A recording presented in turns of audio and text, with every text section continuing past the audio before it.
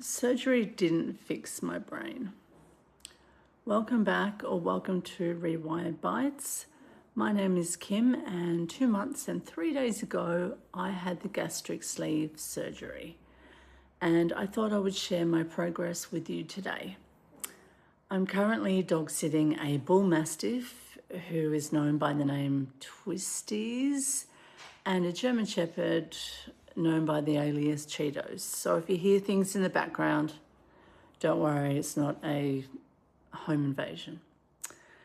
Having the surgery just before the start of an Aussie summer has affected my recovery. I would say the most profound effect has been the surgeon's recommendation to leave half an hour between eating and drinking. And before I go any further, I recommend you follow your surgeon's advice. Because of my MS, I can have issues swallowing. So I have learnt the art of taking very small sips whilst eating if I have to. I haven't noticed too much of a difference between when I have the sips and don't, but I've been experimenting with the Harahachi banh mi philosophy of eating slowly and until 80% full. So my pouch baby is generally reasonably protected. Shout out to the Japanese for their most amazing philosophy, and I apologize for my pronunciation. I followed my post-op guidelines more than I haven't. Not perfectly, but consistently-ish. I can report that food noise is still a thing. As I said, surgery hasn't fixed my brain. But that hasn't surprised me. I suspect that little mindfuck will be with me for the rest of my life.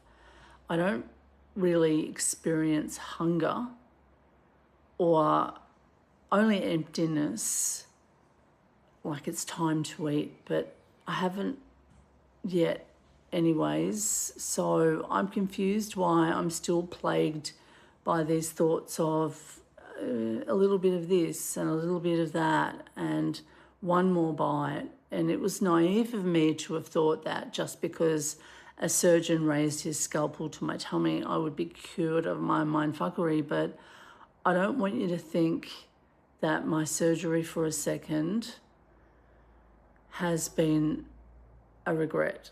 It was the best decision of my life for both me and my family. My case was always a bit special, as I've always come with pre-existing conditions. And now I have a new diagnosis of ARFID, A-R-F-I-D, Avoidant Restrictive Food Intake Disorder. And honestly, that diagnosis made sense to me.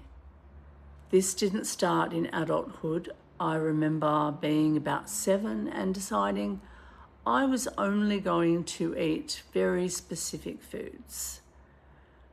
So I've always cut out entire food groups for reasons such as texture or perceived cleanliness or being close to the colour brown. I've already been tempted to restrict when I feel the scale has been moving too slow. I know the liquid diet moved kilos at a time, and it's so easy for me to fast. So there's always that stupid temptation. Same patterns, just different decades.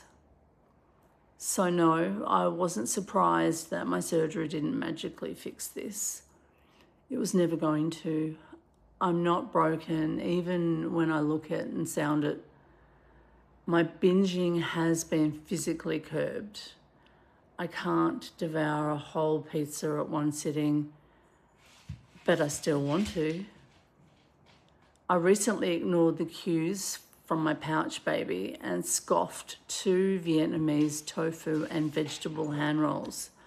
One of them alone is the size of my new stomach, and I wanted a third. The urge was loud, familiar, automatic, and I regretted it for hours later. And I also know this, the next time a binge calls, my brain won't remember that pain. And that tells me something really important. This journey still needs psychological support. Surgery is a tool, not therapy. I wouldn't have guessed body dysmorphia would be a thing, especially since I've been painfully aware of what a unit I was every time I stepped out in public. Intellectually, I know I've gone down 2 jean sizes, but I don't see it.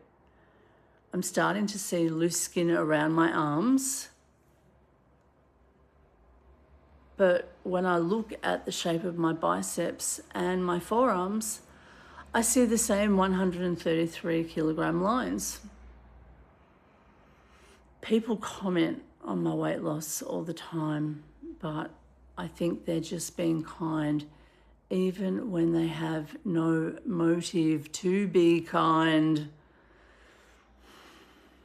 If any of this sounds familiar, food noise, ARFID, body dysmorphia, or just feeling like your surgery didn't fix your brain, you don't have to explain it. Just comment same or drop a dot so I know that you're here. Thanks for being here for me, and I hope this video has validated your own experiences. Take care out there and peace out.